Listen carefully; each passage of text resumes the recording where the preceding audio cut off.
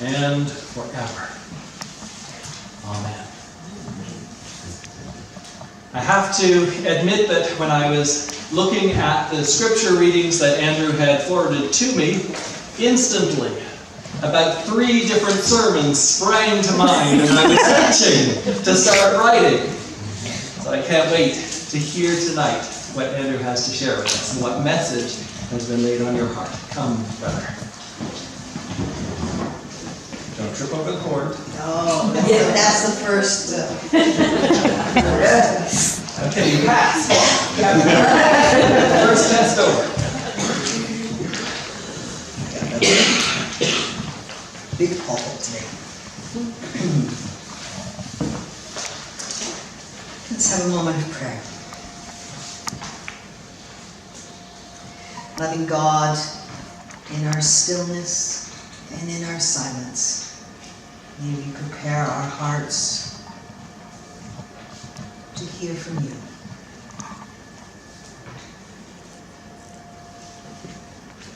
Amen.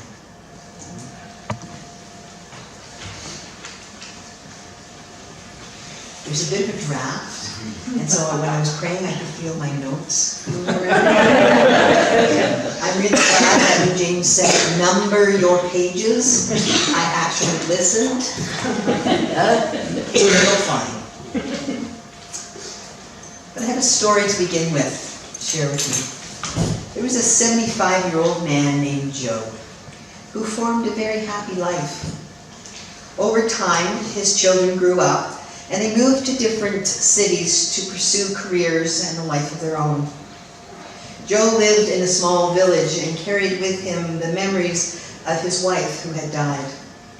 Joe had 4 grandchildren who used to visit him during the holidays.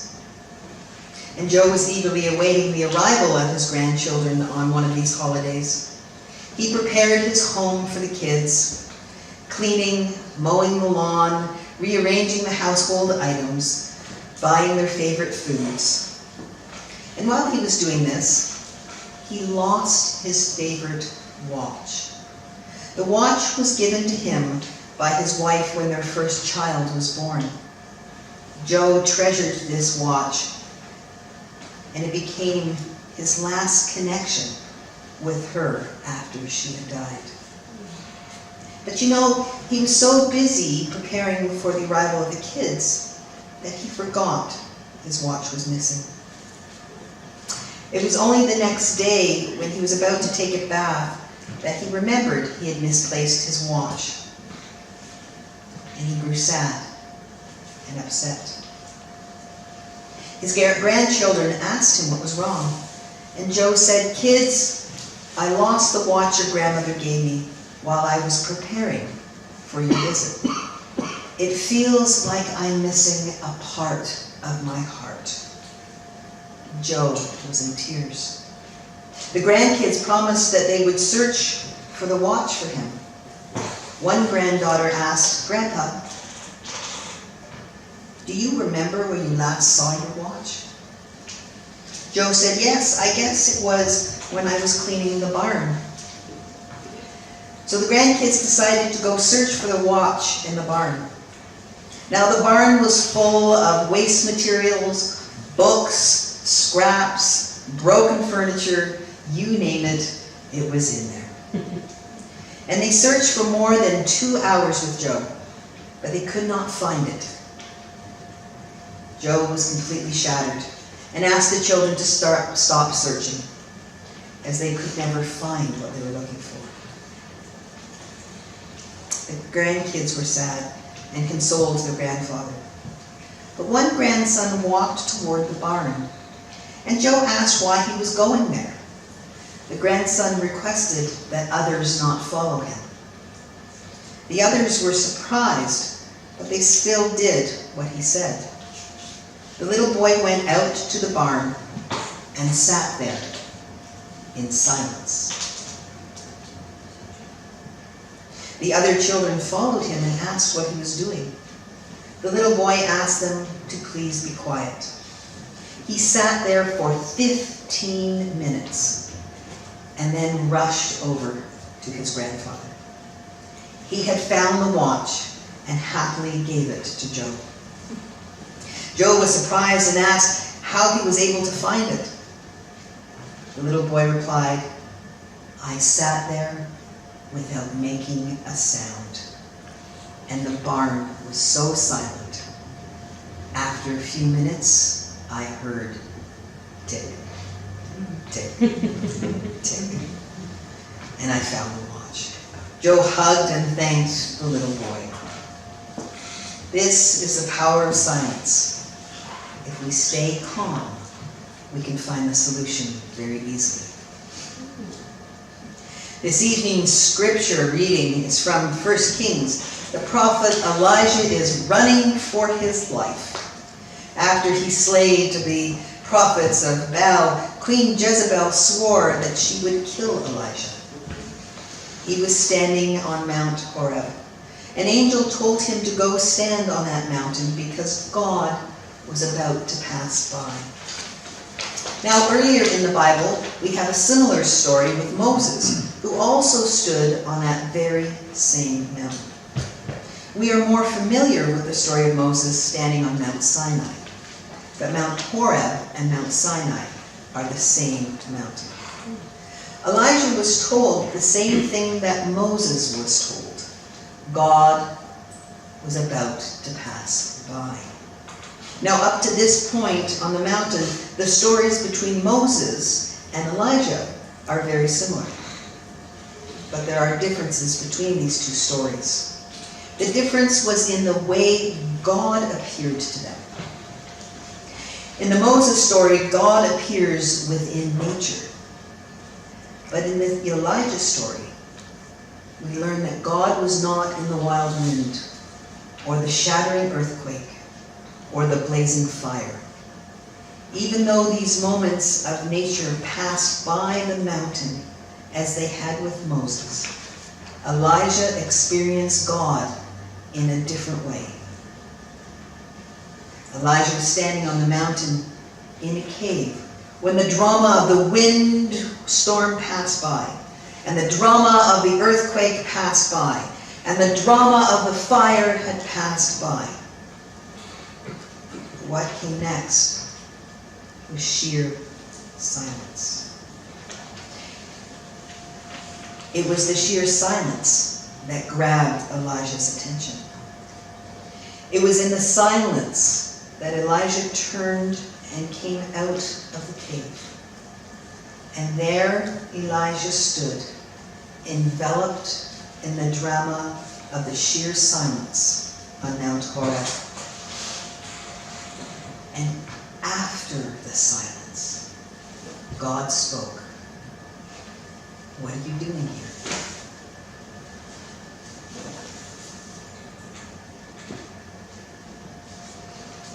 You know, we live in a world which operates 24 hours a day, 7 days a week.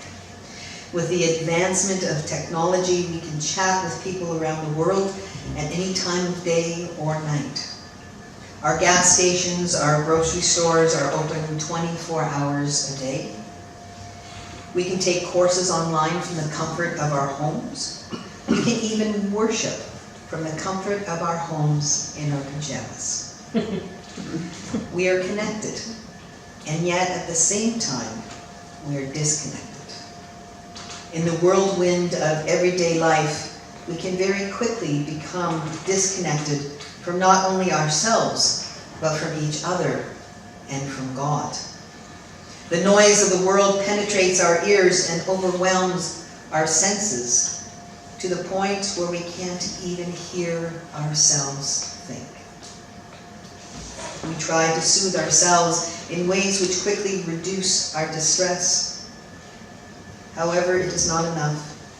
So we continue to find our ways out of the noise to a place where we can, as the psalmist wrote, be still and know God. We need to take time out. And the pathway that takes us out of the noise and disconnection is the way of silence. It is through the practice of silence that we, like Elijah, can experience God. Thomas Keating once said, "Silence is God's first language. Everything else is a poor translation." To hear that language, we must learn to be still and to rest in God. So how do we speak this language of silence? What does silence sound like? Is silence the absence of noise? Is the sound of silence nothingness? Or is there something in the silence? Well, if we follow the story of Elijah, we know that in the silence, he became aware of God's presence. And after the silence, God spoke.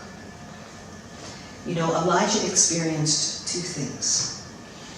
He was himself silent, and he was within silence. Job's grandson also experienced these two things. He was silent, and he sat in silence. If we practice being silent and being in silence, I wonder what we would discover. What does being silent and being in silence actually mean? Well, being silent is about our interior work. Being silent is about quieting our minds. It's about setting aside that ongoing dialogue of lists or conversations that we hadn't finished, and we need to finish, and we need to go over and over and over again in our minds. Being in silence is about stepping out of the busyness of the world and becoming present in the moment. It is about quieting the noise of our environment.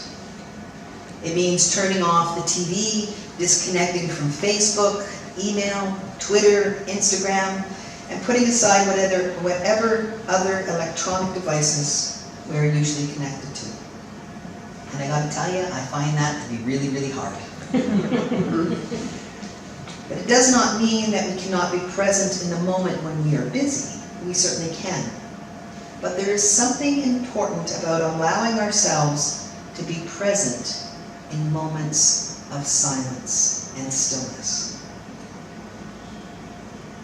When we look at the works of mystics or of the desert fathers or mothers, or the monastic lives of monks and nuns, we quickly see that silence is one of the most basic spiritual practices.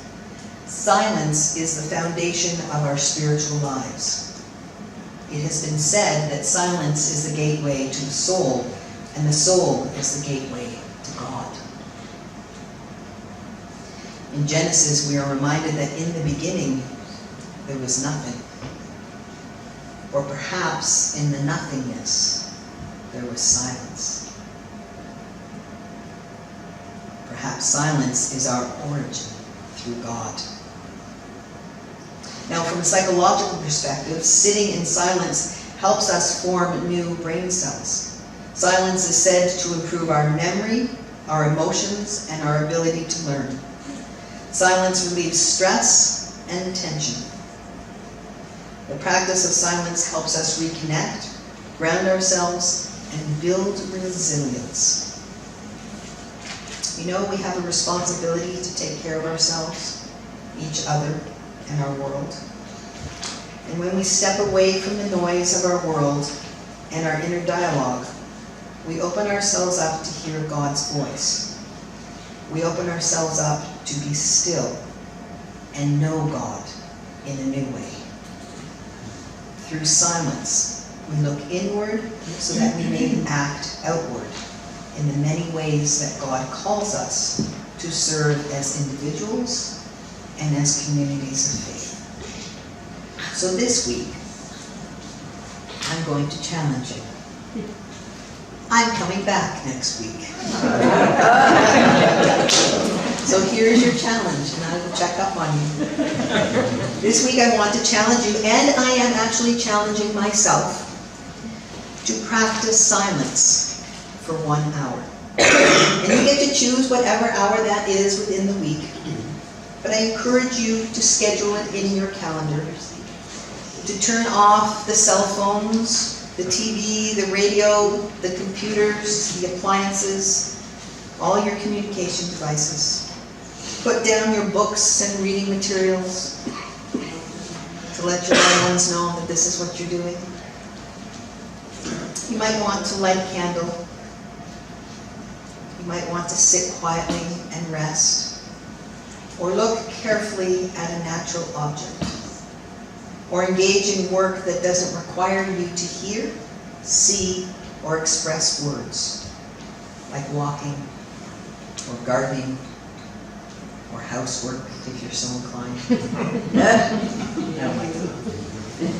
Listen to the silence. Be present in the silence. Breathe deeply and mindfully, bringing in the silence and letting go of the mental noise. At the end of the hour, let your first words be an expression of gratitude or love. Blow out the candle and go about your day and listen for God. For God is about to pass by and ask you, what are you doing here?